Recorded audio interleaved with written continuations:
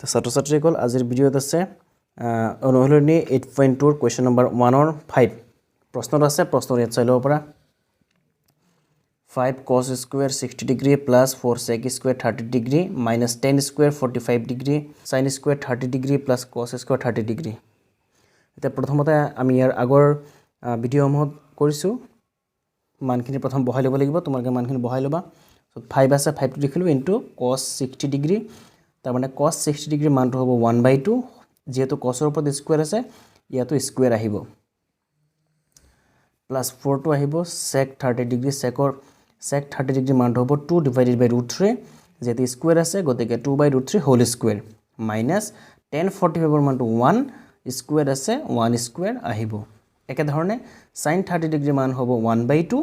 যেহেতু স্কয়াৰ আছে গতিকে হোল স্কয়াৰ আহিব cos 30 degree মানটো হ'ব √3 divided by 2 হোল স্কয়াৰ আছে স্কয়াৰটো আহি যাব এটা নেক্সট লাইনটো আছে 5 থাকিব 5 into 1 ক স্কয়াৰ হৈছে 1 স্কয়াৰ হলে 1 হ'ব 2 স্কয়াৰ হলে 4 হ'ব 1 divided by 4 plus 4 টো আহিব into 2 স্কয়াৰ হ'ব 4 এটু স্কয়াৰ হৈ আছে স্কয়াৰ কৰিলে হ'ব 4 আকৌ স্কয়াৰ ৰুটে যদি ক্যান্সেল যায় তেতিয়া হলে 3 টো ওলাই আহিব অৰ্থাৎ 4 into 4/3 হ'ব minus 1 স্কয়াৰ 1 ক যদি স্কয়াৰ কৰা হয় আমি কি পাম 1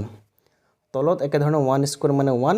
2 স্কয়াৰ মানে হ'ব 4 1 divided by 4 plus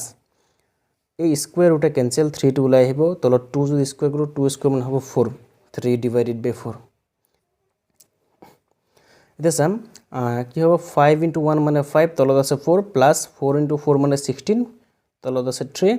minus 1 একে ধৰণে 1/4 plus 3/4 অৰ্থাৎ আমি 4 টো কি লম লহাগু লৈ লম গতিকে 4 4 4 যদি একে আছে গতিকে লহাগু কি আহিব 4 আহিব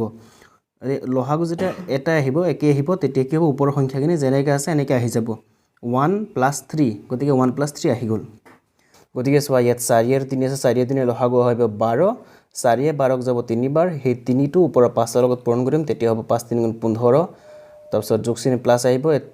3 আছে 3 এ 12 ক যায় 4 বাৰ গতিকে 4 এ ওপৰ 16 পূৰণ কৰিম অৰ্থাৎ 4 into 16 হ'ব মাইনাস ইয়াত যেহেতু 1 আছে গতিকে 1 থাকিলে আমি 12 এৰ লগত আমি এই 1 টো কি কৰিম মাল্টিপ্লাই কৰিম গতিকে 12 into 1 মানে হ'ব 12 একাধান তলত 1 plus 3 কিমান হ'ব 4 হ'ব আৰু তলত 4 আছে 4 আহি যাব এটা ওপৰটো কৰিম 15 ৰাখি দিলো প্লাস 4 into 16 মানে কিমান হ'ব 4 হলন কিমান আমি জানো 64 minus 12 আছে 12 টো আহি যাব তলত কিমান আছে 12 আহি গল তো 4 4 এ 1 যাব গতিকে 1 থাকিব তো ওপৰত কি হল 15 plus 64 79 হ'ব minus 12 টো আছে divided by 12 এতিয়া এই তলত 1 টো লিখিব না লাগে 79 ৰ পৰা যদি আমি 12 মাইনাস কৰি দিম তেতিয়া কি হ'ব 67 divided by 12 আছে গতিকে আমি আর ফাইনাল ৰিজাল্ট হলো 67 divided by 12 আশা কৰো বুজি পাইছা ইয়াৰ পিছৰ প্ৰশ্নসমূহ পিছৰ ভিডিঅ'ত লৈ আনিম তেতিয়ালৈকে চেনেলটো সাবস্ক্ৰাইব কৰি ৰাখিবা